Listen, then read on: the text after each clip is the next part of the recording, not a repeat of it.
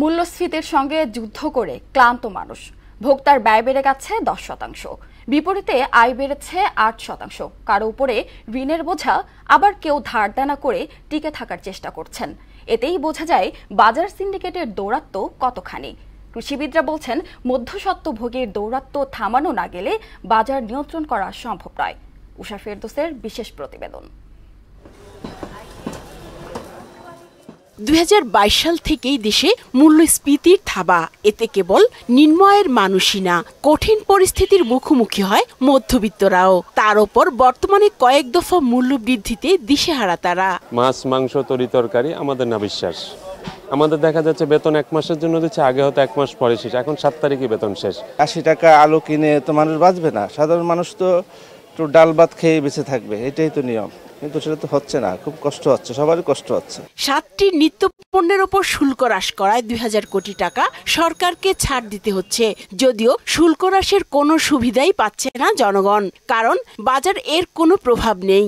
1000 টাকা নিয়ে বাজার আসলে ঠিকমতো সবজি কিনে আপনি অন্য কোনো বাজার করতেই পারবেন না। আপনি ইলিশ হয়েছে 2200 টাকা কেজি, সিমড়ি হয়েছে 1600 টাকা কেজি, মুরগি হয়েছে মনে করেন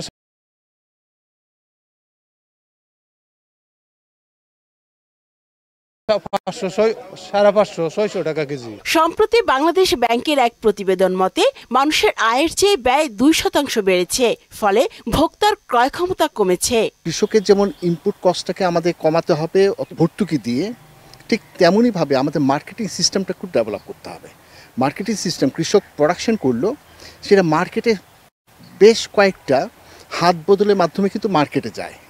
এই হাত বদলের কারণে কিন্তু কৃষক সস্তায় বিক্রি করে দিচ্ছে এবং আমরা যারা ক্রেতা আছি তারা কিন্তু বেশি দামে কিনছি।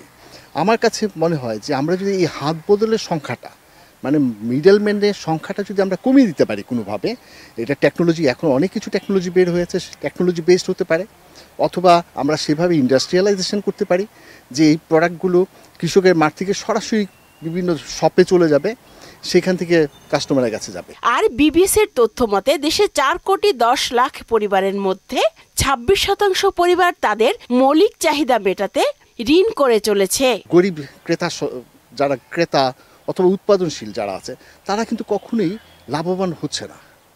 লাভবান হচ্ছে যারা বিজনেস করছে, বড় বড় বিজনেস যারা করছে। উষা ফেরদৌস, মোহনা সংবাদ, ঢাকা।